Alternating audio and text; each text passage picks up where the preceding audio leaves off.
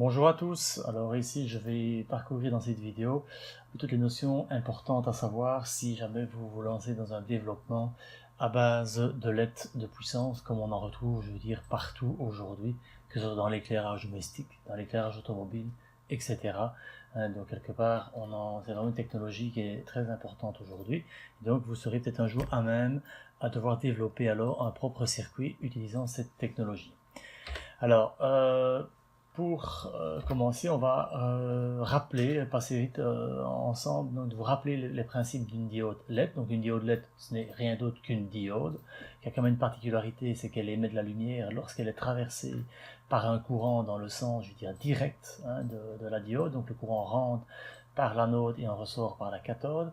Et comme tout dipôle, ce composant, donc il en résultera à ces bornes une tension ULED, que j'appelle ici ULED, qui en réalité correspond à ce qu'on appelle la barrière de potentiel en fait de diode LED. Donc ça reste vraiment identique à une diode classique.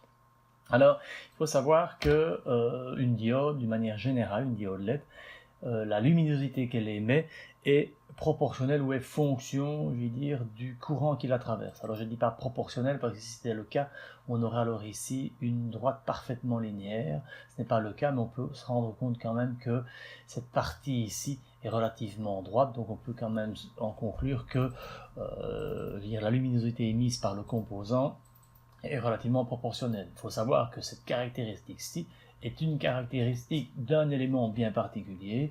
Bon, on ne peut pas maintenant généraliser cela à toutes les diodes LED, mais ça vous donne quand même ici une bonne approche. Et donc l'idée est de voir comme ça, donc justement quand vous voulez faire un éclairage et que vous voulez justement agir sur la luminosité, vous allez certainement agir alors sur le courant électrique. Ça ne fait pas partie de cet article, de cette vidéo, pardon, mais je vais consacrer aussi une vidéo à la partie, donc ce qu'on appelle les drivers électroniques dédicacés à la commande de LED. Et donc voilà, donc je n'apporte pas beaucoup plus de détails ici aujourd'hui. Autre chose très importante, c'est que en fait, comme vous pouvez le voir ici sur la caractéristique donc du courant de sortie par rapport à la tension, je veux dire, aux bornes de la LED, vous voyez qu'on a ici une courbe qui ressemble très fort à une diode traditionnelle. J'attire simplement votre attention sur le fait que si vous regardez bien par rapport à une diode classique, on dit souvent qu'une diode a une barre de potentiel de 0,6 volts, mais si vous regardez ici sur le schéma, regardez, je vais tracer ici l'asymptote oblique par rapport à la caractéristique, on est plus proche de 3 volts, d'accord? Donc ça, c'est une caractéristique notamment des diodes, je vais dire, blanches.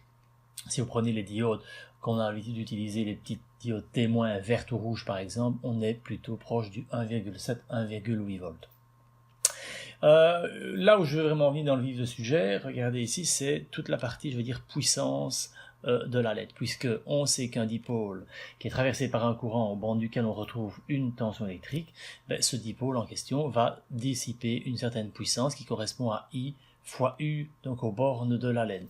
Alors ici, on va prendre ici un exemple quand même pour illustrer tout ça. C'est que vous prenez un point de fonctionnement ici sur la caractéristique. Regardez, je me retrouve ici à 600 millièmes d'ampères. Si je prends la tension résultante en ce point-ci, je vais dire qu'on est plus ou moins ici à 3,3 volts. Ce qui veut dire que la puissance dissipée par la LED n'est rien d'autre que 600 milliampères multiplié par 3 volts 3, et cela nous donne une puissance de plus ou moins 2 watts.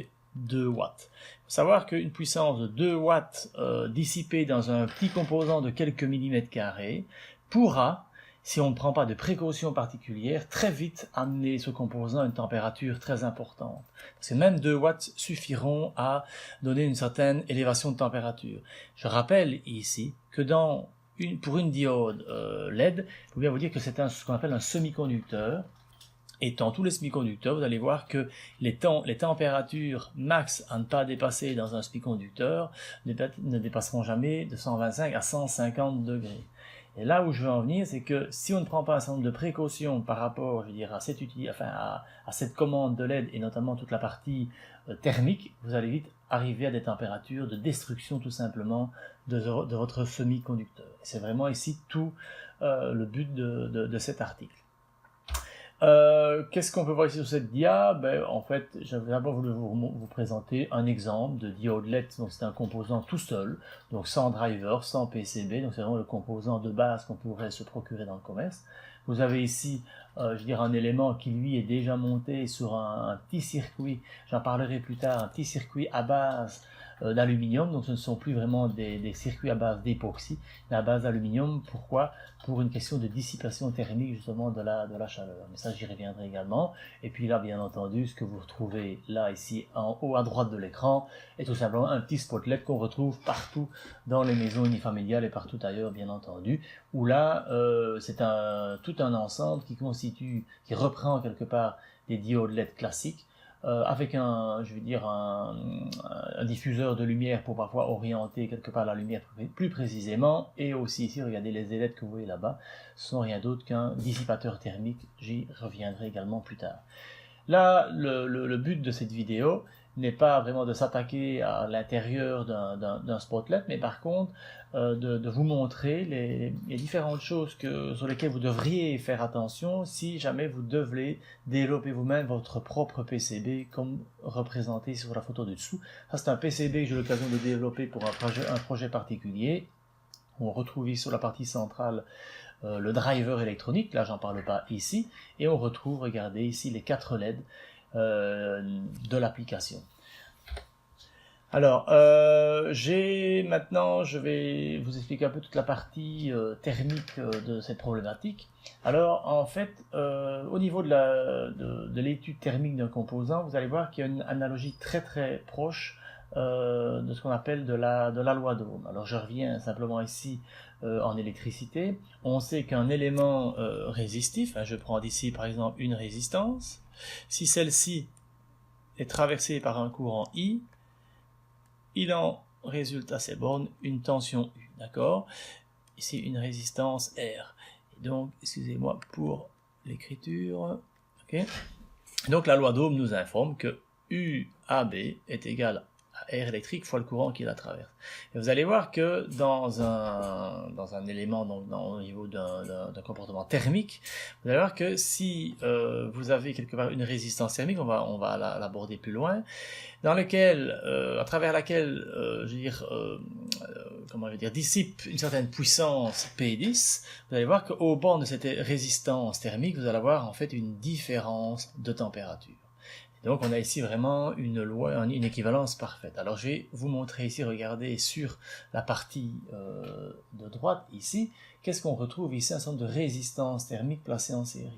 Ici vous retrouvez, je vais vous expliquer ce que c'est le TJ, et ici vous avez, si vous voulez, le TA. Donc le TJ, ça va correspondre, on le voit d'ailleurs ici, ce sera la température, si vous voulez, de la jonction, donc vraiment de l'élément semi-conducteur de votre diode LED.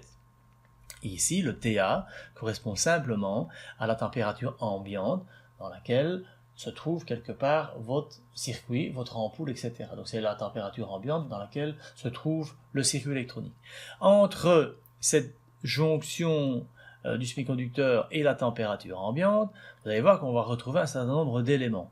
Pourquoi? Parce qu'on sait que cette jonction se trouve finalement dans un boîtier qui est fermé, d'accord? Vous achetez la LED, vous achetez quelque part cet ensemble-là.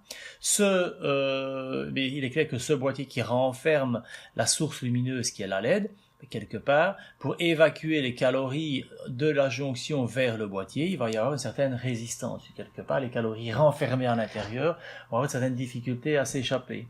En plus, vous avez, regardez, puisque cette LED est soudée sur un PCB, vous allez avoir quelque part une connexion d'une part électrique pour commander électriquement la LED, mais vous allez voir aussi que vous allez avoir aussi une connexion thermique. Ça veut dire que il y a en dessous généralement de la LED une petite connexion qui est représentée ici par exemple, ou même ici, qui va en fait être en contact direct, généralement aussi en soudant sur le PCB, donc pour que les calories qui arrivent ici, le flux thermique puisse aussi quelque part poursuivre son chemin pour bien sûr arriver à l'ambiance. Qu'est-ce qu'il va y avoir aussi comme obstacle, c'est que le PCB qui est là-bas, la chaleur devra aussi traverser ce PCB, donc c'est aussi une résistance thermique supplémentaire. Comme vous l'avez pu le voir dans le spot, généralement on va toujours y connecter à ce PCB un dissipateur thermique qui est un radiateur. Alors pourquoi est-ce qu'on voit ici toutes les ailettes que vous voyez ici en noir? Simplement pour augmenter la surface de contact d'échange avec le monde extérieur, donc avec la température ambiante. Donc le flux thermique va poursuivre son chemin pour quelque part rejoindre l'atmosphère dans laquelle se trouve le montage qui a une certaine température. Mais tout ça en fait, est représenté ici par différents éléments, différentes résistances thermiques. Qu'est-ce que tout ça engendre? Je vais vous montrer ça dans le transparent suivant. Ici, voici une autre représentation de l'élément, de cette chaîne de résistance thermique. Vous avez ici en fait la puissance dissipée que je disais tout à l'heure, qui est en fait la puissance électrique dissipée par le composant, donc dans notre cas par la jonction du semi-conducteur. Et donc, si vous vous souvenez tout à l'heure, j'ai parlé de 2 watts. Donc cette puissance de 2 watts, c'est la puissance quelque part qui va rentrer ici dans l'équation.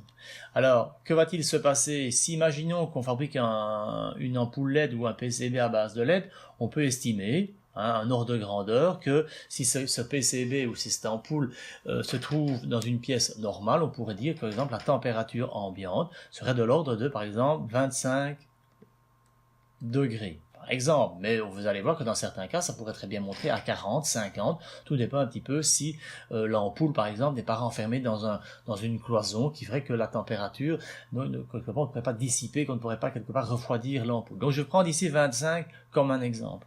Alors, comme on l'a vu dans la loi, l'équivalence en électrique, vous allez avoir ici un flux thermique qui va quelque part traverser toutes ces résistances-là.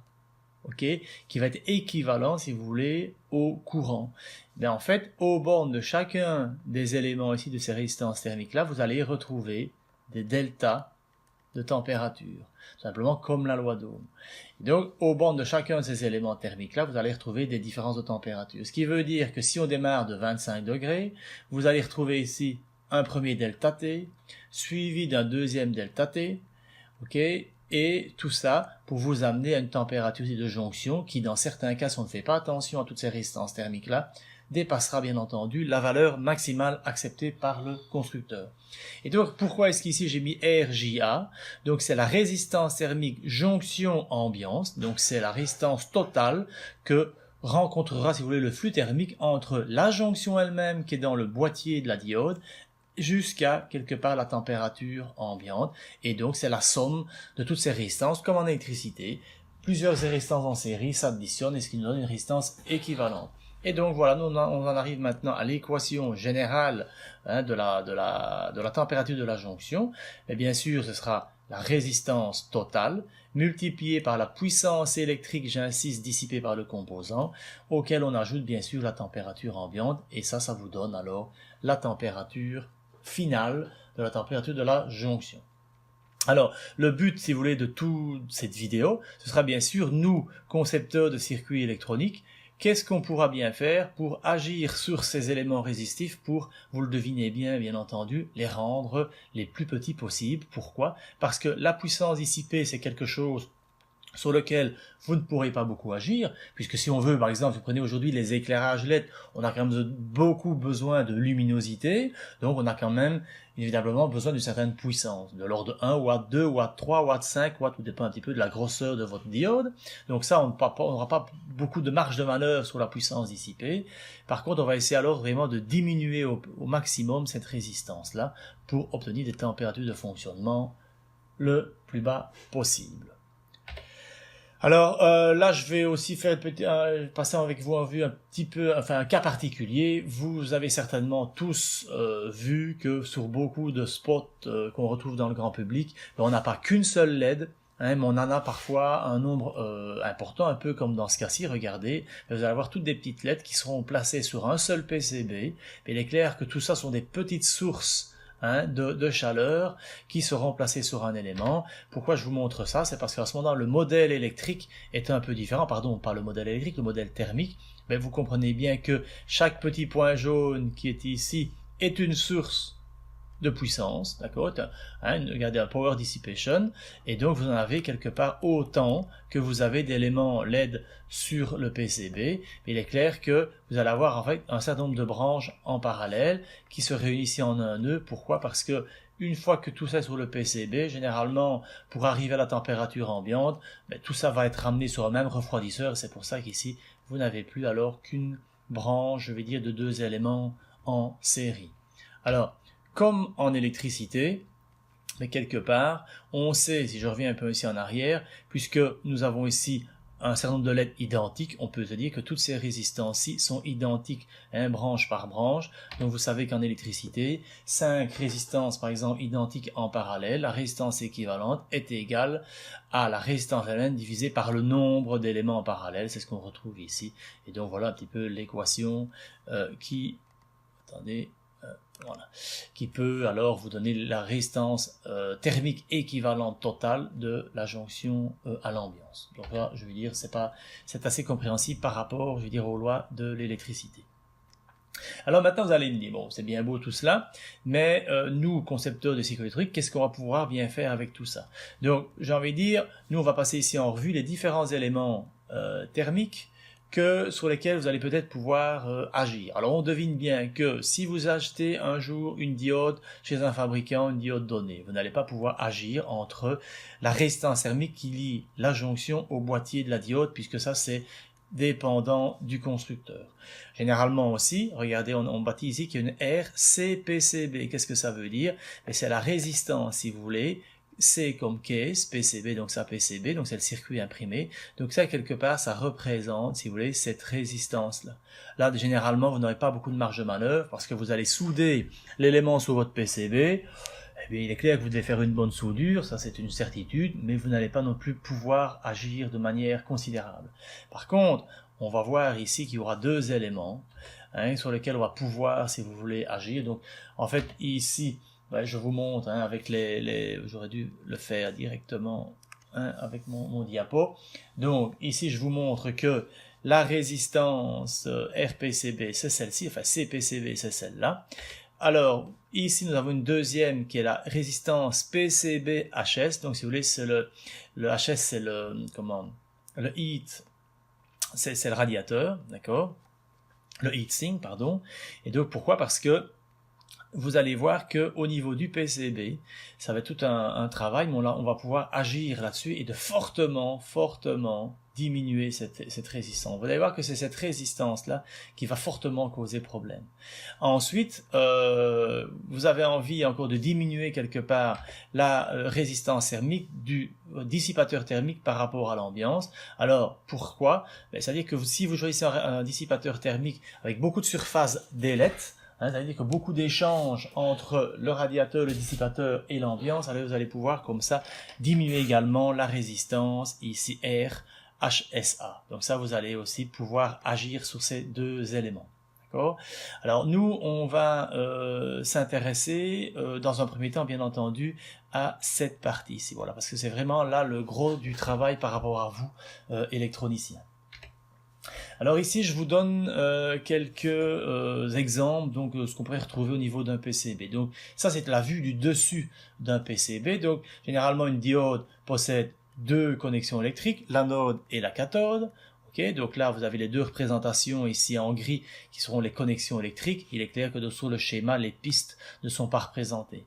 Alors là, vous allez avoir une petite pastille, mais qui parfois ne fait que aussi quelques millimètres carrés, donc c'est généralement très petit. Ici, c'est agrandi, sur laquelle on va souder aussi la diode et qui va en fait, ce petit pad en question va justement être en contact direct avec la partie thermique donc de la diode, d'accord. Mais il est clair que cette petite surface de quelques millimètres carrés ne vous permettra pas beaucoup d'échanger des calories avec le monde extérieur. Donc ça, vous allez voir tout de suite que souder une diode de puissance sur un PCB comme ça, où vous n'avez ici qu'une petite zone de cuivre, ça ne sera pas du tout efficace. Par contre, là, qu'est-ce qu'on constate? Vous allez pouvoir alors plutôt faire autre chose, c'est de prendre le même PCB par exemple, regardez avec les 2 connexions électriques, et vous voyez ici en brun, vous allez en fait, cette partie brunâtre représente en fait une zone de cuivre qui électriquement n'est connectée à rien du tout, mais qui est bien entendu connectée à la partie centrale. Et par contre, là, on devine bien que les calories ici pourront quelque part, le flux thermique pourra transiter sur une surface de cuivre plus grande. Et cette surface-là permettra justement à la chaleur de pouvoir alors plus s'évacuer. De nouveau, qu'est-ce qui va se passer? Vous allez à ce moment-là avoir une tendance à diminuer la température au niveau de votre semi-conducteur.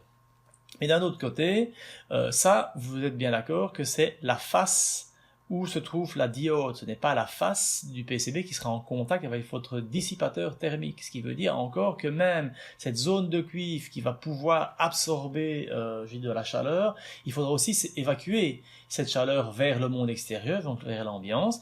Et donc ici, je fais un petit rappel simplement. Donc ici, en blanc, représente, si vous voulez, simplement un matériau donné, par exemple le PCB. Et vous allez voir que la résistance, thermique de cet élément va dépendre de quoi? Va dépendre de son épaisseur ici qui est en D, qui est en mètres. Donc ça c'est l'épaisseur en D, donc on comprend bien que plus l'élément est important, mais plus les calories auront difficile de traverser l'élément. Vous allez voir aussi que il est inversement proportionnel, donc cette résistance thermique là, à la surface. On peut bien comprendre aussi que plus l'élément a une surface importante, meilleur pourra être l'échange thermique avec le monde extérieur.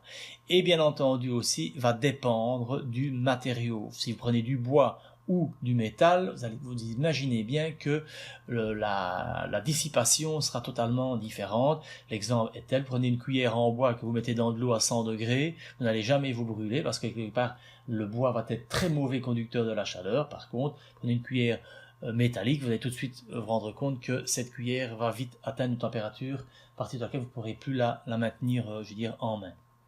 Et donc ça, si vous voulez, ça vous donne, si vous voulez, une représentation de la résistance thermique. Alors regardez ici, sur quoi est-ce que nous on peut agir?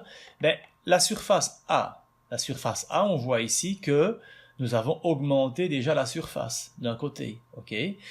Mais on a aussi, sur l'épaisseur par exemple de votre PCB, généralement, on n'a pas beaucoup de marge de manœuvre. Quand vous faites un circuit imprimé, vous allez probablement utiliser un circuit de 1,4, 1,6 mm d'épais. On ne sait pas beaucoup changer cela. Par contre, on va essayer, c'est de changer, si vous voulez, la conductivité, d'accord? Et ça, il faudrait changer de matériau, parce que ici en fait l'époxy, vous allez voir qu'on a quelque chose aussi de relativement isolant. Donc on va voir quand même qu'il y aura moyen non pas de changer, quoique dire le matériau, vous allez voir qu'il y a deux techniques. D'une part de changer le matériau, on va travailler avec des matériaux en aluminium, vous allez voir qu'il y a certaines contraintes, mais on va aussi utiliser une autre technique en gardant de l'époxy, et vous allez voir qu'est-ce qu'on va pouvoir bien faire. Voici la représentation justement, non plus vue du dessus, mais vue en coupe. Alors, qu'est-ce que l'on fait? En fait, on va ce qu'on appelle ajouter des pattes thermiques, si vous voulez, au niveau de votre PCB. Donc ça, c'est vous, concepteur, qui allez ajouter cela.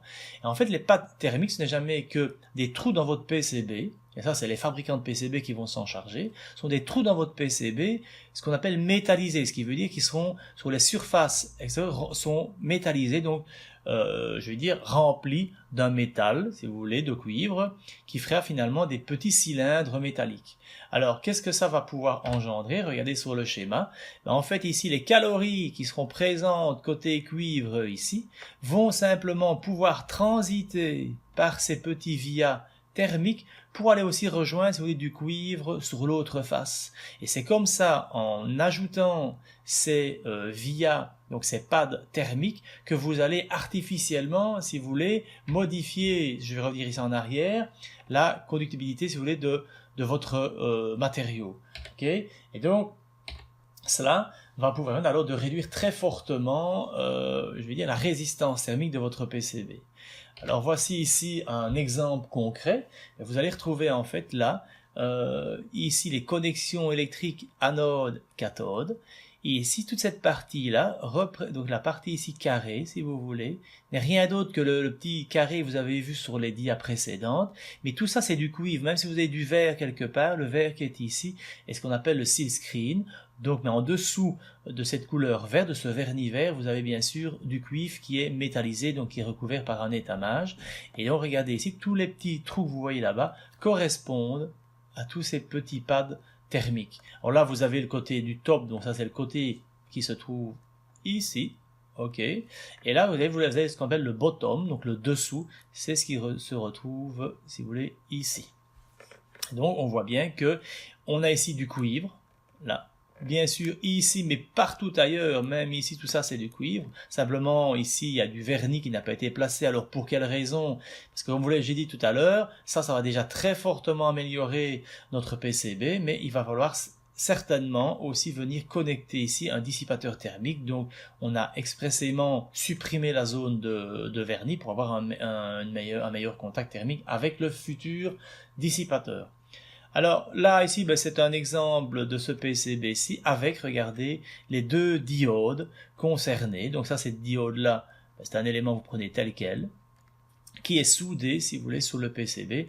Les deux petites oreilles que vous voyez là-bas sont reliées à la partie du pad thermique en dessous de la diode pour finalement être connectées à tous ces autres pads thermiques, si vous voulez, ici, comme expliqué précédemment. Alors vous allez me dire comment est-ce qu'on va réaliser tous ces petits trous dans le PCB. Mais vous qui allez utiliser le logiciel par exemple Eagle ou n'importe quel autre logiciel de développement de cartes électroniques, vous allez simplement dans l'emprunt de votre composant, vous allez simplement dessiner un certain nombre de pads au niveau de votre logiciel de routage de dessin. Et ces pads, lorsque vous allez faire fabriquer votre PCB dans des entreprises spécialisées, vont vous construire le PCB, ajouter tous ces petits pads thermiques. Alors, une question bien sûr, mais combien de pads doit-on placer? Alors là, on est un peu dans une considération, ce que j'appellerais empirique. Ça veut dire qu'il n'est pas aisé de vous dire on va mettre 10 pads, ça va vous donner une résistance thermique de autant, etc. Donc souvent, vous allez voir que les constructeurs sont souvent là pour nous aider. C'est vrai que souvent, on a des documents qui ne sont pas spécialement faciles à décortiquer, à lire, mais souvent, on y trouve quand même de bonnes informations. Par exemple, ici, les deux photos que vous voyez là, ne sont rien d'autre issus, mais je mettrai donc, si vous voulez, dans la description de la vidéo, je vous mettrai tous les liens hypertextes qui vous permettront d'aller rechercher tous ces documents, parce que ces informations-là, ça ne vient pas de moi, donc là, je vais vous montrer tous les liens pour puissiez y accéder. Donc ça, c'est tiré d'un document d'un constructeur de la LED, et il vous explique justement que, par exemple, pour utiliser ce type de LED de certaines caractéristiques, il vous montre qu'il vous préconise un certain nombre de vias avec, regardez, des diamètres préconisés, des distances entre les vias, etc. pour justement vous amener à avoir alors quelque chose, un design qui tienne la route. Donc ça, il faut le prendre, je dirais, tel quel. Ce sont des gens qui ont pu expérimenter tout cela en laboratoire et donc, je dirais, il faut se fier à ce genre d'éléments. Alors, pourquoi est-ce qu'il y a deux dessins? Simplement, le constructeur fait une distinction en ce qu'on appelle des vias qui sont trouées, donc simplement des petits cylindres sur lesquels seulement le pourtour est recouvert de métal, et vous avez la possibilité, en fonction des fabricants de circuits imprimés, d'avoir ce qu'on appelle des vias qui sont pleins, ce qui veut dire que à la fois on fait un trou, mais tout le cylindre est rempli de métal, donc il n'est pas traversant, enfin il est bouché. Donc ça, c'est la distinction qu'ils font entre les deux. Ils se sont rendus compte que les vias, si vous voulez, bouchés et pleins, apportent une meilleure dissipation que les vias, si vous voulez, qui ne sont métallisés que au pourtour du trou.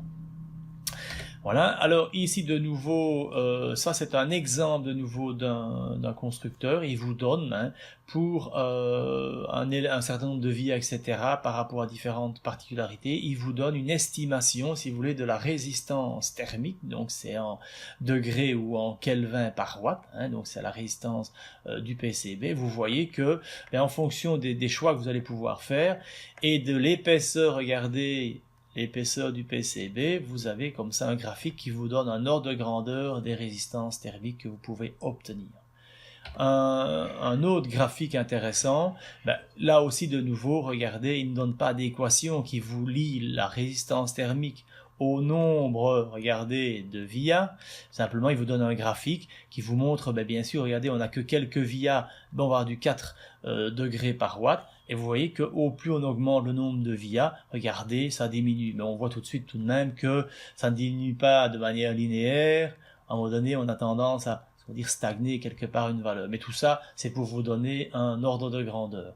Une autre information intéressante, c'est que vous imaginez bien que, prenons le cas d'un circuit avec plusieurs diodes sur le même PCB, mais si vous regroupez très fort vos diodes les unes à côté des autres, vous avez des sources de chaleur donc, qui sont fort proches, donc on a tendance à beaucoup plus accumuler, donc peut-être à difficilement refroidir l'élément, le PCB par contre, que si on aère un peu les éléments l'un par rapport à l'autre, on devine malgré tout qu'on aura plus de facilité de refroidir si les éléments sont moins resserrés l'un par rapport aux autres. Et cette courbe-ci, de nouveau, vous donne une idée de l'évolution qu'il pourrait y avoir dans un cas de figure A ou un cas de figure B, si vous voulez.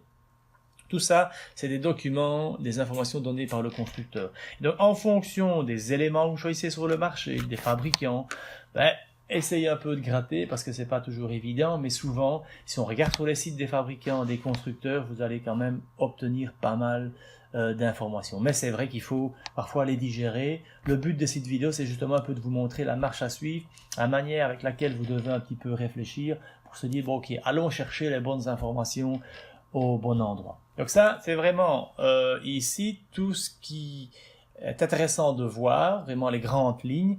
Lorsque vous développez un PCB, de vous dire attention, je vais placer une diode de puissance sur mon PCB, attention, il y a le côté électrique, mais j'ai aussi le côté thermique sur lequel je dois faire attention. Alors il y a une autre grande technologie qui apparaît maintenant sur le marché depuis un certain temps, depuis surtout entre autres l'éclairage des LED, c'est que vous avez alors non plus un matériau comme de l'époxy, comme les PCB traditionnels, mais vous avez vraiment un matériau basé sur de l'aluminium.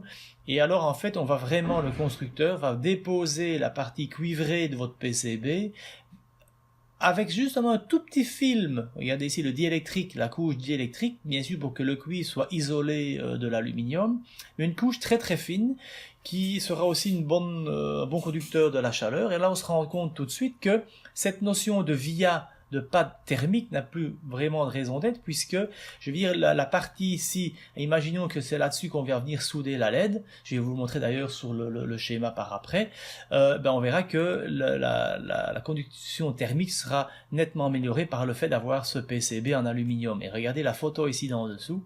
D'ailleurs, si vous recherchez sur le web et vous trouvez vous cherchez après des LED de puissance, vous retrouverez souvent ce genre de symbole. C'est une petite étoile, si vous voulez, de peut-être, on va dire, 2 cm de diamètre, 1 cm et demi, 2 cm, ça dépend un peu lesquels. Et en réalité, la partie blanche que vous voyez ici n'est rien d'autre que ce qu'on appelle un seal screen, donc un vernis. Donc attention, j'insiste que la partie blanche ici ne correspond pas à la partie blanche là-bas. Donc le blanc que l'on voit ici est encore un simple vernis. D'accord? Donc la partie blanche, c'est simplement ça correspond au vert que vous avez l'habitude de voir dans les PCB. Et en dessous de cela, regardez, on le voit ici sur la photo, vous avez cette zone de cuivre qui permettra de faire les liaisons électriques. Vous avez ici la partie en vert qui est là-bas, d'accord? Ceci-là correspond au diélectrique. Et regardez, là, vous avez le petit circuit en aluminium qui correspond à ceci, si vous voulez, d'accord? Et on voit ici qu'il y a une petite zone sur lequel le fabricant a dû déposer un revêtement, d'accord, qui sera lui, qu'on pourra souder avec, bien entendu, regardez le pad thermique de la diode. Alors, comme je vous l'ai déjà expliqué, bien sûr que ce PCB, tout seul, même en aluminium, souvent ne suffira pas lui-même, il faudra aussi l'associer à un dissipateur thermique qui va bien sûr évacuer les calories, mais on se rend compte qu'avec une techno comme celle-là, mais les calories, quelque part, les présentes ici au niveau de la puce, pourront très vite passer par tout ça, rejoindre la partie aluminium et le dissipateur thermique, bien entendu. Alors, dans le dissipateur thermique, vous allez retrouver toute une série de formes. Ici, je vous donne quelques exemples. Ça, on retrouve dans le monde de l'électronique toutes sortes de formes, de grandeurs, de toutes sortes de matériaux. Bon, généralement, c'est de l'aluminium. Ici, je vous donne quand même ici un ou deux exemples. Et là, ici, ça représente, si vous voulez, cet élément-là, la dernière résistance pour laquelle on peut agir. Et il est clair que souvent, en fonction du nombre de lettres, en fonction de la taille, etc., mais le constructeur va vous donner aussi une résistance thermique. C'est pour ça que je mets aussi de nouveau que c'est plus empirique, parce que le constructeur a fait pour vous les calculs, les études, les tests en laboratoire pour vous dire, ben voilà, vous utilisez tel type de dissipateur, attendez-vous à avoir une résistance thermique de autant. Alors, peut-être que vous pensiez, quand vous prenez un spot LED grand public, comme vous avez ça chez vous, que ces ailettes-ci seraient peut-être de la décoration, mais rien du tout. Ces ailettes représentent justement le dissipateur thermique. Donc le constructeur d'un spotlet comme celui-là s'est arrangé pour intégrer le tout et de placer comme ça autour des ailettes pour pouvoir évacuer un maximum les calories, bien entendu, donc pour faire en sorte que la température de la jonction de la LED qui est placée là-bas soit la plus faible possible. Je vais aussi aborder une notion souvent que l'on oublie, sur laquelle on ne fait pas beaucoup attention, c'est que, regardez, ceci représente quoi? Ben, représente simplement, par exemple, ici le package représenterait par exemple votre PCB en aluminium, d'accord? Ou représente le PCB en époxy, et la partie ici en rose représente le dissipateur thermique. Si on regarde au microscope, je pense qu'on peut tous deviner et comprendre que nous n'avons pas des surfaces parfaitement lisses et vous avez une certaine rigorosité. Et cette rigorosité, va, comme on peut le voir sur le dessin, regardez, va vous laisser une lame d'air quelque part au niveau des deux matériaux. Et vous allez voir qu'à ce moment-là, le contact, même si on pense que les deux matériaux se touchent, vous allez voir que thermiquement, vous n'allez pas avoir un échange vraiment parfait.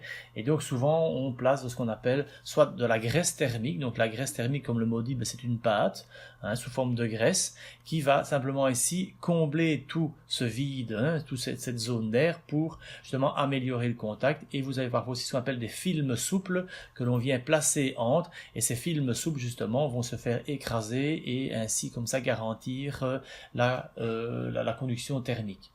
Ici je vous montre un graphique tout simplement qui n'a rien à voir avec les LED, donc c'est vraiment tiré encore d'un autre document que je vous mettrai aussi dans la description. Simplement ça vous montre quelque chose, c'est pour vous prenez un composant donné, vous le placez tout seul sur un dissipateur thermique quelconque, d'accord, vous allez voir que vous allez avoir une certaine résistance thermique.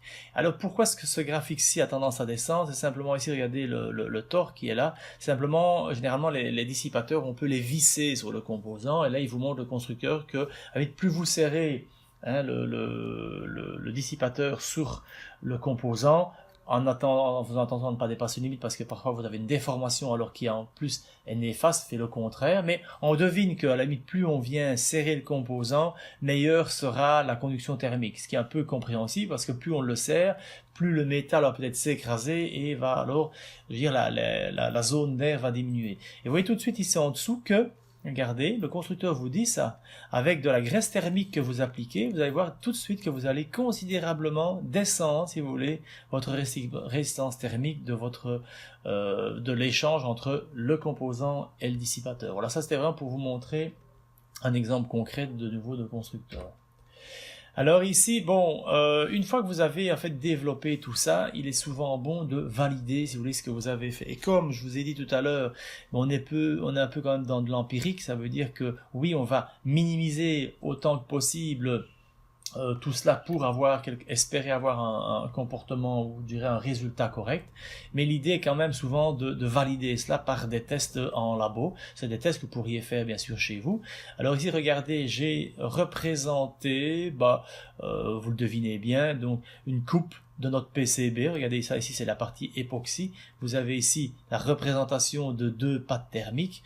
En rouge c'est bien sûr du cuivre, et vous avez ici la jonction, donc la LED en question, avec ici la source. Donc la jonction, donc c'est vraiment la source qui va émettre la lumière et donc dissiper de la puissance.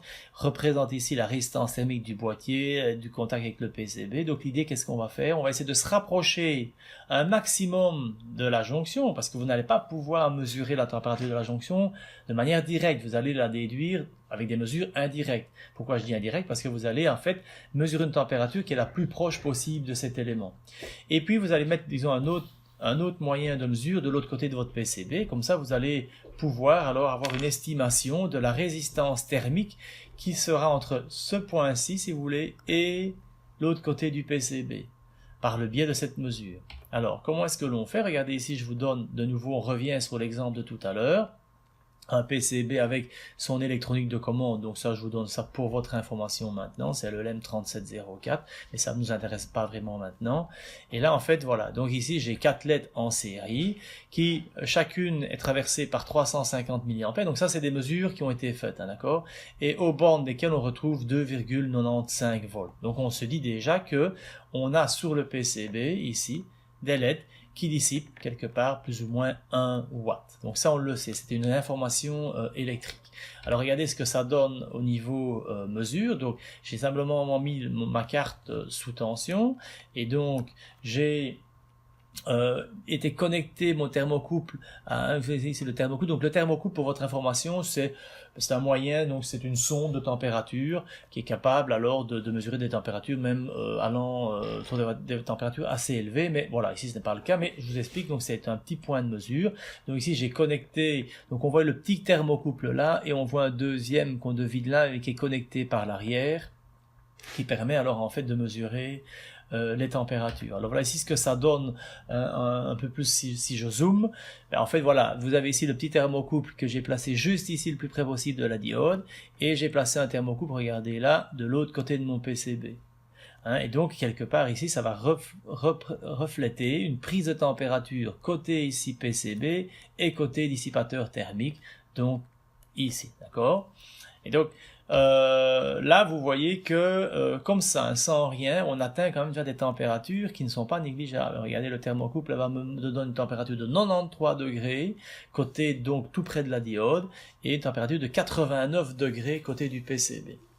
On voit que l'écart est de l'ordre, regardez, de 4,5 degrés entre un côté et l'autre. Je vais vous montrer maintenant sur le schéma de tout à l'heure. En réalité, la température TS la plus élevée, c'est celle-ci. La température du côté du radiateur, c'est celle-là. Donc, comme on sait que là, nous avons ici un flux thermique, quelque part dû à une puissance de ce cas-là. Alors, vous allez me dire de combien? Est-ce que c'est 4 watts ou 1 watt? Puisque si je reviens ici en arrière, attendez, excusez-moi. Voilà, on a bien ici 4 diodes sur le PCB. Mais bon, moi ici quelque part, et ça va être un peu difficile, il aurait fallu faire le test en fait sur un seul élément pour vraiment essayer de mettre en évidence. Mais donc moi quelque part ici, j'ai mesuré au niveau de cet élément, donc on peut aussi imaginer qu'on ait 4 éléments séparés, même si on sait bien que les uns s'influencent l'un par rapport à l'autre, puisqu'on a vu ça dans la datasheet tout à l'heure. Toujours est-il que ça me donne malgré tout, moi, une idée par rapport à ça, de la résistance, si vous voulez, thermique de ceci. Alors, donc ici, si je prends 93 volts, excusez-moi, 93 degrés et 89,2 divisé, donc ça voulait, j'ai estimé ici avoir, si vous voulez, un élément de 4,5 degrés par watt. Et ça, déjà, on a fortement réduit cela. Ça, c'est terrible. Et donc, là, on va avoir, si vous voulez, quand même un comportement qui sera normalement très intéressant. Alors, vous allez me dire, oui, mais pourtant, on a quand même atteint des températures de 93 degrés. D'accord. Mais ce qui compte surtout ici, c'est que l'écart entre la température côté radiateur et PCB n'est pas important. Pourquoi? Parce que en pratique, regardez, qu'est-ce qu'on fait généralement? Je vous l'ai dit tout à l'heure, on va connecter ce PCB là sur un dissipateur thermique.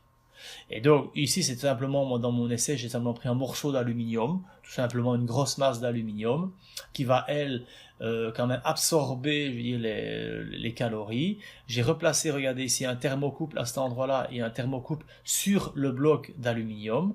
Et vous allez voir que là, regardez maintenant, les températures ont fortement chuté. Vous avez toujours un petit écart entre la température THS et TS, ça c'est logique, ça ne changera pas puisqu'on n'a pas modifié le PCB. Mais on voit que le fait de connecter le bloc d'aluminium au PCB va lui aussi alors fortement diminuer ce qu'on appelle la résistance radiateur ambiant. Donc je reviens ici en arrière. Voilà, je reviens là en arrière sur ce schéma-ci. Donc le fait d'avoir placé le radiateur, le dissipateur thermique, parfois je dis radiateur, dissipateur, je veux dire c'est un petit peu équivalent. Le fait d'avoir placé mon bloc d'aluminium va aussi faire chuter, si vous voulez, cette partie ici. Donc du coup, c'est pour ça que pour une température ambiante donnée, ben, on voit tout de suite alors que, puisque ça ne change pas, mais comme ça a chuté, enfin non, enfin, excusez-moi. Donc on vient avec le bloc d'aluminium uniquement faire chuter ceci, ben, ça a encore amélioré, et donc la température de la TS, hein, à cet endroit-là, elle va aussi également chuter. Et donc c'est pour ça que là, donc je reviens, on arrive maintenant à des valeurs, regardez, de beaucoup plus inférieures, 55-56 degrés. Alors ici, j'ai pu aussi, à l'aide d'une caméra thermique, mettre un peu en évidence, hein, vous montrer. Donc c'est une caméra qui n'est pas vraiment dédicacée à de la mesure, on va dire macro, hein, comme on pourrait le faire aussi avec une caméra normale. Et je trouve quand même que l'image est assez parlante. Vous voyez là, en fait, on devine par rapport au bar graphe qui est ici en dessous, mais on voit bien ici la zone qui est ici correspond vraiment à cette partie correspond vraiment en dessous de la jonction, on voit qu'elle est la plus chaude possible, hein, par rapport au bar graphe. Vous voyez aussi que, regardez, aux alentours du PCB, ben, ça chauffe quand même pas mal, mais on voit quand même, regardez, ce qui est intéressant de voir, c'est tous ces petits cercles-là, on voit bien qu'on a des petits anneaux rouges qui correspondent au cuivre, et au centre, ben, on a des petits éléments d'air, mais en fait, c'est grâce à ces petits cylindres rouges qu'on va quelque part ramener les calories côté, hein, de la diode et les ramener au niveau du côté du PCB. Vous voyez, donc c'est toujours intéressant de voir finalement, thermiquement parlant, avec une caméra, qu'est-ce que ça donne également. Alors ici, pour avancer, bientôt clôturer, en fait je reviens sur le même schéma de tout à l'heure, et donc ici le but bien entendu de dire, mais ok d'accord, tout ça c'est bien beau, mais est-ce que mon design comme il est fait, est-ce que la température, donc la jonction qui était ici, la température de ma jonction ne va pas dépasser mes 125-150 degrés? C'est là qu'on va continuer nos calculs. Puisque l'on connaît quelque part la température TS, on sait le flux thermique qui passe entre TS et l'autre côté donc du PCB, on a bien sûr cette température-là. Alors, vous allez voir aussi que le constructeur va aussi vous donner des informations propres à son composant. Et donc le constructeur donc de chez Luxion Rebelle, donc c'est la diode qui a été utilisée. En fait, dans ce cas-ci, dans l'expérience ici, bon, le constructeur vous estime la résistance, si vous voulez, pour arriver jusqu'à la jonction. Donc JS, donc c'est entre J qui est là et S qui est ici. Eh ben, on vous l'estime à 16 degrés par watt. Donc qu'est-ce que je fais comme petit calcul? Donc TJ, finalement, ça correspond bien entendu à la température 93,7 qui a été prise ici au petit point mauve, multiplié, enfin, sur lequel on ajoute donc ce ratio-là, 16 degrés par watt, fois 1 watt, et regardez, vous avez une estimation aussi de l'ordre de 110 degrés.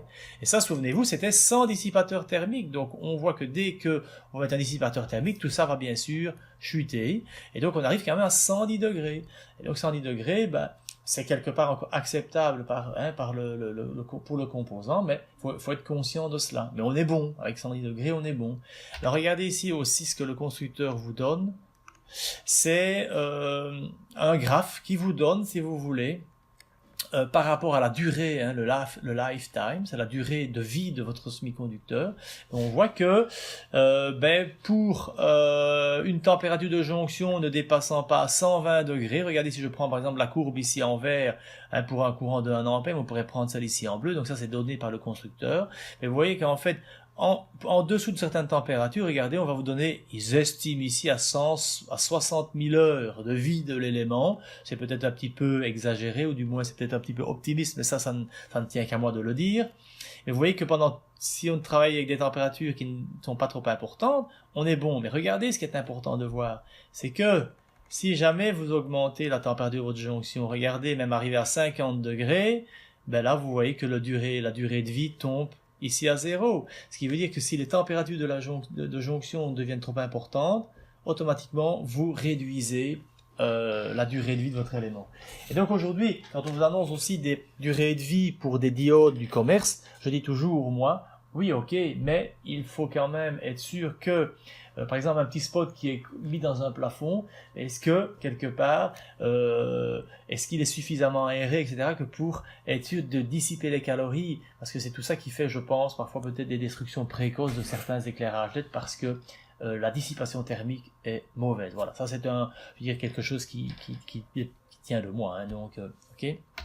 Alors, on va ici quelque part un peu résumer la chose. Allez voir que, d'une manière générale, si vous achetez un composant comme celui-là, qui est une diode LED, un exemple que vous faites sur le marché, si vous ne prenez pas, si vous voulez utiliser cet élément-là et que vous ne prenez pas des précautions d'un point de vue thermique, vous allez d'office griller cet élément. C'est pas possible. Par contre, si on prend toutes sortes de dispositions ici, comme on veut le voir thermique, alors vous allez avoir un design qui est correct. Ce que je voulais aussi simplement insister, c'est que vous allez souvent retrouver dans des datasheets de constructeurs un élément du style, par exemple, je prends ici le cas de ceci, c'est simplement une résistance dite de puissance. C'est un élément, simplement une résistance, non pas les petits anneaux, les petites résistances d'habitude de voir avec des petits anneaux de couleur, mais une résistance un peu plus volumineuse. Et cette résistance, elle vous est vendue comme étant capable de dissiper 100 watts, ce qui est quand même relativement important. Mais il faut bien vous dire un truc, c'est que si cet élément, pris tout seul, un peu comme la diode ici, dans la partie du dessus, vous la branchez dans un circuit électrique et que vous lui faites dissiper 100 watts, après quelques secondes, ou quelques minutes, mais je dirais même quelques secondes, elle est tout simplement grillée. Alors vous allez dire, pourtant, il est indiqué dans la datasheet 100 watts. Mais regardez, c'est 100 watts, si on est sûr de maintenir, regardez, à 25 degrés, la température de votre boîtier. Regardez, case temperature, c'est la température de votre boîtier. Sans quoi, si vous ne garantissez pas cela, c'est foutu. Ce qui veut dire une chose, c'est qu'une résistance comme celle-ci, branchée sans aucun dissipateur thermique, il sera impossible, à 25 degrés de température ambiante, ne mélangeons pas, c'est 25 degrés de température de boîtier et non de température ambiante. Automatiquement, cet élément-là, même avec la zone métallique que vous voyez là-bas, sans dissipateur thermique, vous n'allez pas pouvoir garantir 25 degrés sur cette face-là. D'ailleurs, regardez, si vous regardez le petit texte ici qui accompagne l'élément, on vous dit que sans dissipateur thermique, regardez, et bien en fait, vous avez ce qu'on appelle un derating. Ça veut dire qu'en réalité, cet élément, si vous l'utilisez tel quel, au lieu de pouvoir dissiper 100 watts, ne pourrait dissiper, regardez, que 3 watts,5, ce qui est nettement en dessous de la valeur annoncée dans les premières caractéristiques de la datasheet. Et ça, pourquoi j'insiste un petit peu là-dessus, c'est que j'ai fait tout un travail sur les LED, mais il faut bien vous dire que dans toute une série de situations, vous allez voir que même si on vous indique qu'un transistor, il peut délivrer un courant de 5 ampères, etc., etc., il faudra toujours se dire, oui, mais ok, mais d'un point de vue thermique, est-ce que mon design ne va pas être fait de manière à ce que je ne puisse pas garantir cet aspect, si vous voulez, thermique. Donc, en d'autres termes, oui, votre transistor pourrait être traversé par un courant de 5 ampères, à condition que, thermiquement parlant, la température, notamment du transistor, ne dépasse pas un certain seuil. Et donc, il faudra toujours être très attentif à ça. Donc, vraiment, c'est très important, et souvent on l'oublie, parce que ça ne figure pas, je dirais, en premier abord dans les datasheets, mais ce côté thermique est hyper important. Voilà, j'en termine ici avec cette vidéo qui est relativement longue, mais je pense qu'il y avait pas mal de choses à dire. Je vais en développer une deuxième, mais plus sur l'aspect électronique des drivers pour les LED. Comme d'habitude, si vous trouvez que cette vidéo est très sympathique et peut apporter, je vais dire, de la valeur dans votre entourage, n'hésitez pas bien sûr à la liker et bien entendu la partager. Donc on se retrouve très vite dans d'autres vidéos. Merci, à bientôt.